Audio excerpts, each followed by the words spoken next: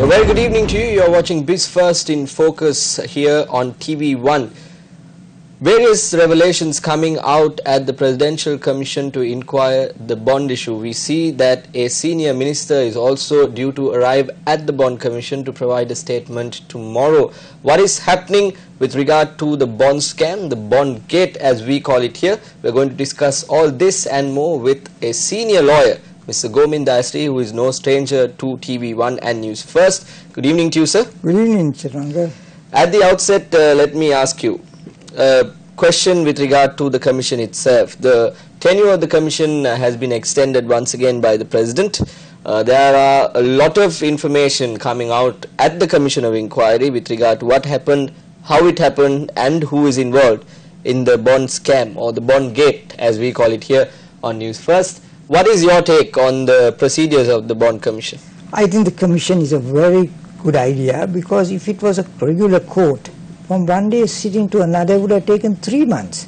Now we sit every day and they have a time period 3 months, rightfully extended for another 3 months. I don't think they last for any further time, but we have a time duration. And what is very good is that it's the people who sit and constitute a commission that matters. And I think they got the two best possible people from the Supreme Court. And mind you, now the Supreme Court is very good, unlike in the old days. They are independent, they are fierce, they are very respectable, and they have earned a good name. So in that setup, you get two of the best people, and that wonderful man, the Auditor General, has appointed a person who is very eminent and who is excellent. And we have an excellent 3-man commission consisting of Supreme Court judges, and that's very good, because unlike coming from the original court, it had taken so long for it to reach the Supreme Court. Now we have two of the best judges here in the case, day to day, looking for evidence, being very relevant. But only thing is, Chaturanga, they must be careful, because when the final order is being written, they must be kept very close to the jurisdiction that has been conferred on them by the word. If they exceed it, then the same fate that happened to the last Special Presidential Commission, where Mrs. Bandaranaike's big rights were taken, will befall them. That is being disallowed on the basis of that case bias. This case it will be ultra vires. Now, Mr. Dastri, I want to look at this from a different angle. We see at different point of time, several presidential commissions have been appointed in our country. But if you take a look at the law of the country, the law is always holding the public servants at one end, and the law focuses on them, whereas the private entities that are involved in any form of corruption are not looked into properly. We see that in this particular instance, the instance of the bond scam, there is a public entity involved. Perpetual Treasuries has been implicated in the bond scam. We saw a famous judgment given out by a former Chief Justice where another private entity was involved. There are instances where corruption and the private entities go hand in hand. But the law seems to be focusing on the public sector. Brilliant question. I was wishing somebody has put this question to me before, because I'm going to give you a comprehensive answer. Look at the bond scam, the most recent. Who is behind it? Who's engineering? It's the private sector. But private sector, as you very correctly said, which I think most people don't say that on television or anywhere, they haven't given mind to it. You are the first guy to have done that, and congratulations. Because they are the people who engineer much of the corruption, but they are not accountable, for the reason that if you look at fundamental rights, it applies only to executive and administrative action. Bribery commission and corruption, it only affects the definition comes under public servants. Now public servants are certainly liable, but who encourages, who benefits, who makes the money? It's not the central bank officials who have been faulted by the commission or who have given evidence and are today discredited by the public. No, the real beneficiaries are the private sector. Those guys are engineers, so clearly there must be laws. I mean, I'm not an admirer of Sarat Sila, but his judgment was very good, and the entity that was held accountable, what happened? Nothing. They are still in place. And what happens is that private sector gets out of all these things, having been the chief motivator of much of today's corruption and bribery. They must be held accountable as much as individuals. And that is why I say laws must be amended to make equality before law meaningful. Equality is not the public servant. Don't harass public servants alone. Harass those who encourage the public servants to do wrong. Mr. Dasri, very recently, former Deputy Governor of the Central Bank, Dr. W. Vijayawardena, wrote a book called Central Banking. At the launch of the event, one point that was highlighted by him was that something similar to what you just said, that the central bank officials are being abused by politicians, senior politicians in the public. So the outlook that the public has, or the international community has, on an institution like the central bank is obviously dissolved, and that it's not a bad, it's a bad outlook that they have towards the central bank. Do you think that with things like the central bank bond scam happening and the governor of the central bank being changed to Dr. Indrajit Kumaraswamy, do you think that there was a lack in terms of the role of the governor to remove whoever was involved in corruption, whoever had allegations against them, maybe to ask them to hold proper investigations within the central bank? Central bank, like the Attorney General's department, was totally supposed to be flawless. And that is a very good thing, because that they brought a lot of glory. But it's the people that matter. At that time, people in the Aegis department were wonderful people, like Victor Tennakone, Bud Janse, Noel Gratian. They were great men, and they kept it. So did the young council. They followed the footsteps. But after it became politicized, today it is not so. Today the Attorney General's department is, there are good elements now. For example, those who are leading the evidence in the commission, I always must credit, is good. But there have been many, many lapses. For example, I would say clearly, think of that case where Ravi Karunanayaka was exonerated. There are many, many questions in that case. The judgment was given, supposed to be given on the same day, one witness, rush to judgment. Now all those things should be investigated. Who is the state counsel who led the evidence? Did he lead it properly? He must be made accountable. So you see, departments like the central bank was also supposed to be very clean, but now we know what it is. It's the people that matter. There are times when they are good people, there are times they are bad people, but if the head is strong, now I think Indrajit Kumaraswamy is a good head, and he will see that nothing bad happens. But we have had two heads before that who were totally political animals. And those times, there are many, many acts of corruption, many, many disreputable conduct. Today even people are investigating. So, Chaturanga, it's not the department. Departments are important, but certain departments have had a glorious past. Yes. Today it is not so. And it is the men that matter, because it is the men in the departments who bring disrepute, and the real disrepute or the repute of a department very often depends on the head. And I'm grateful and I'm glad that Indrajit Kumaraswamy, there are no such allegations. With that, Ms. Dasri, we'll have to go into a short commercial break. You are watching Biz First in Focus. Stay with us. We are going to talk more about the bond scam after this short commercial break.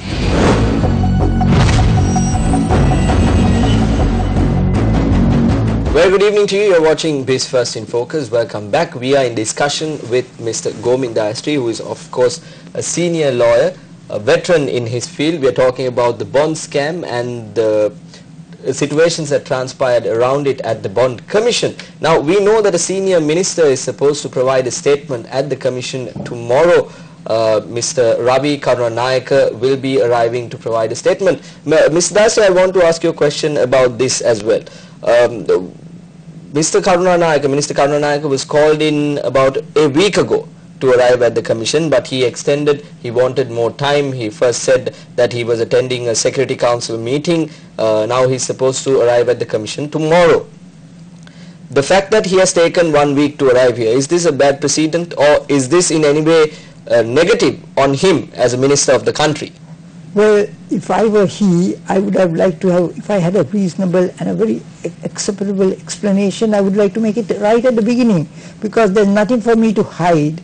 If I had done no wrong, if I'm convinced of my own conduct, I would come and say it first, because otherwise for 1 week the issue has snowballed. 1 week ago it was not so bad. Today he's very much more in a troubled seat. He's in the naughty corner very much.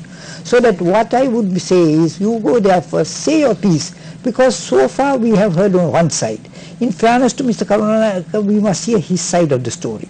But he can't wait. He even waited 1 week. If I was his lawyer, I would have told him, Cham, you go, and if you are wrong, you exonerate yourself, say you're wrong, and quit.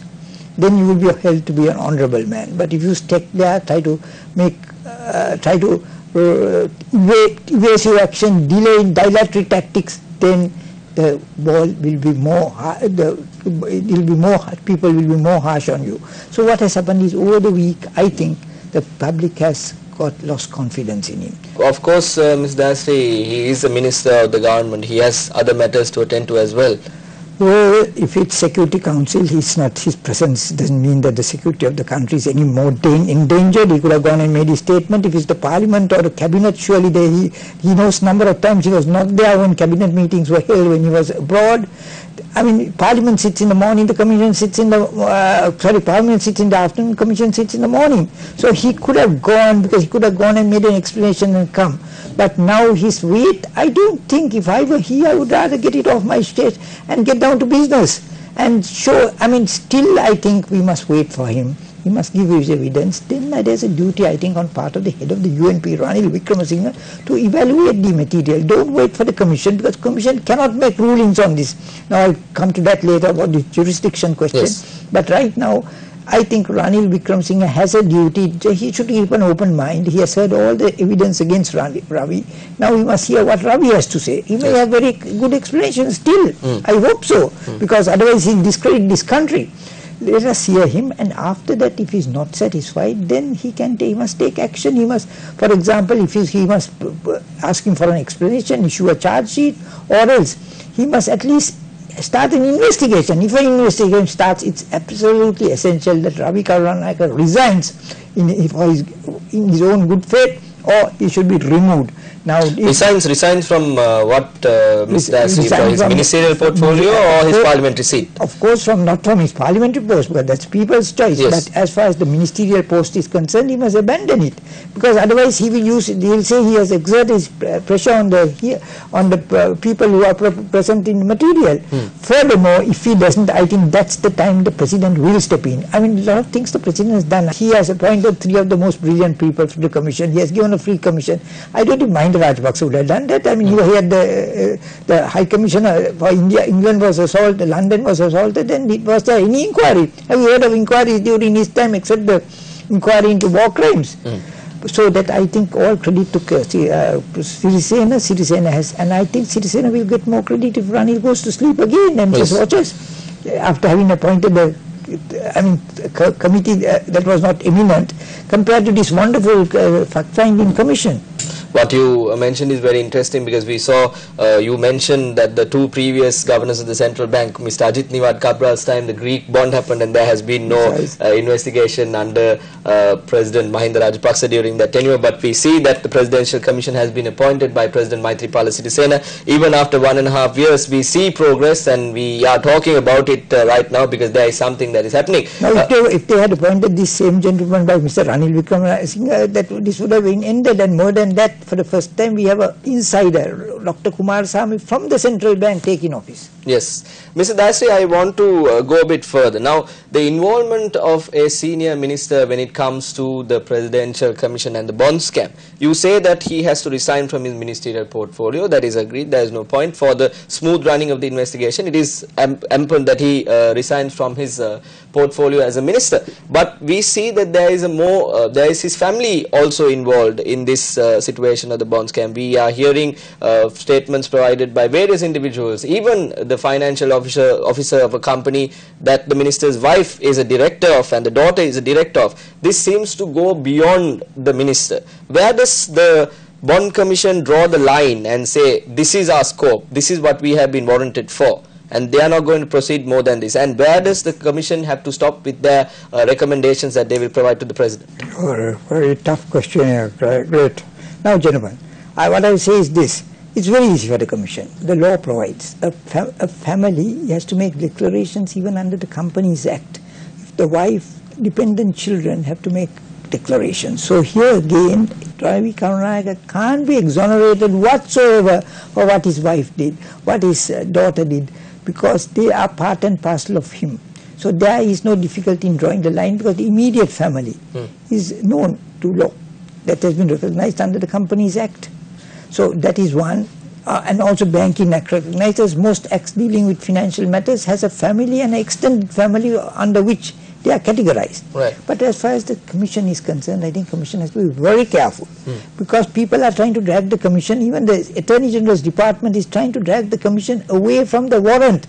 Now, if they do anything, go beyond the warrant, beyond their jurisdiction, it can be knocked down in the Supreme Court. They have to be very careful because I think there are people trying to take them away. Now, for example, shall I give you one example? Now, the money that is given by Aloysius is very relevant because it shows clearly attempt to influence agencies which have contributed to the bond scam, like the Bank of Ceylon, the EPF, and other allied organizations have got benefits from under the Ministry of Finance. So that is very relevant. The fact that his wife and children have contributed is relevant, but they can't find Ravi Karunanayake guilty of certain acts because that is not within their province, that is not within their jurisdiction. So they must be careful because that is just what happened in the commission, that special presidential commission. Now I think you also made a mistake. This is not a special presidential commission. This is a commission of inquiry under the Commission of Inquiry. Yes. Special presidential commissions are those that are prescribed under a different law. Yes. But whether it is either way, if you remember the Special Presidential Commission Act that came in for Mrs. Bandaranayake, I remember I was one of the counsel for Mrs. Bandaranayake. We went and made it quite clear to the commissioners that you must act correctly and properly and not be influenced by other extraneous factors. And we walked out. We didn't have faith in. We said we have no faith in you. Yeah. And they proved it by their conduct because while it was an ex parte trial, and they made all kinds of unnecessary comments, which I'm very glad this commission is not doing. Yeah. Either Prasanna Jayawardene or Tilakasiri are very, very intelligent judges, the best we can find, and the gentlemen from, they are not making any perverse things. They had a ball because they wanted to hit the headlines. Yeah. And what happened? The Supreme Court knocked it around on the basis of bias. They said the natural justice has been violated. This lady has not been given a fair trial. Yes. Now what did Jayawardene do? He did the most, for the first time in this country, a Supreme Court judgment was made null and void by a motion in Parliament, and the judgment of the Presidential Commission was made validated. Yeah. Now that is just that's a super precedent for this government or any government do once this commission gives recommendation. Validate by law, then that is enforceable. You don't have to take all the steps of going to a lower court and letting some state council lead evidence and then bring it to the next court, appeal 3, it will take another 10 years. You fast track it. Here are 2 judges, one eminent person set up under Presidential Commission giving recommendation. Follow the example of Jayawardene and legislate and enforce the recommendations. With that, Mr. Dayasri, we have to go into another short commercial break. We are in discussion with Mr. Gomin Dayasri about the revelations at the Commission of Inquiry into the bond issuance. We'll be back after this short commercial break.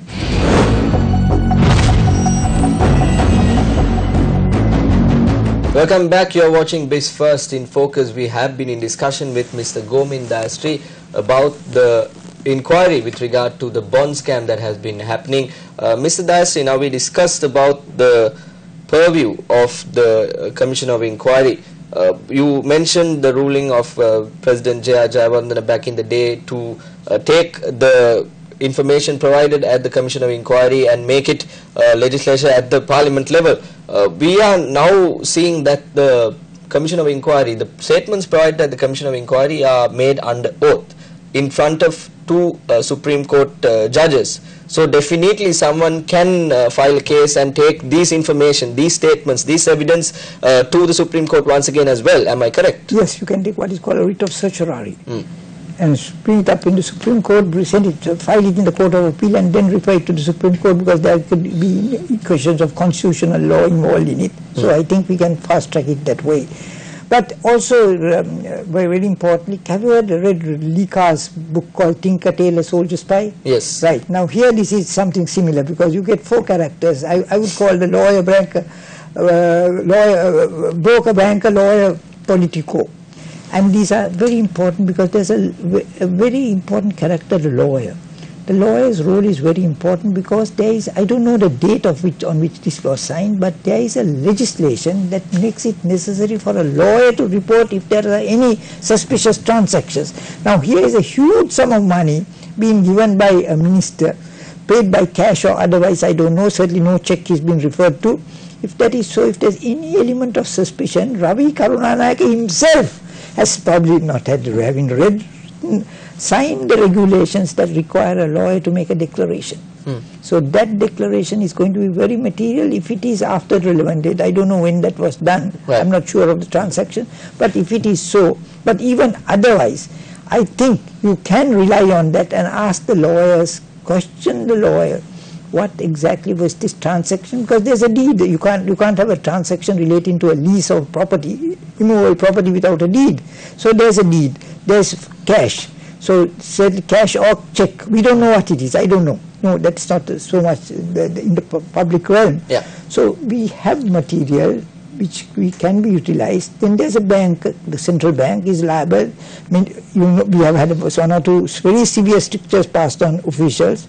Then we have a politician, a very important politician, and then we have the broker, the purple treasuries. So all these characters are there, and these 4 characters could be examined at any stage by the Commission.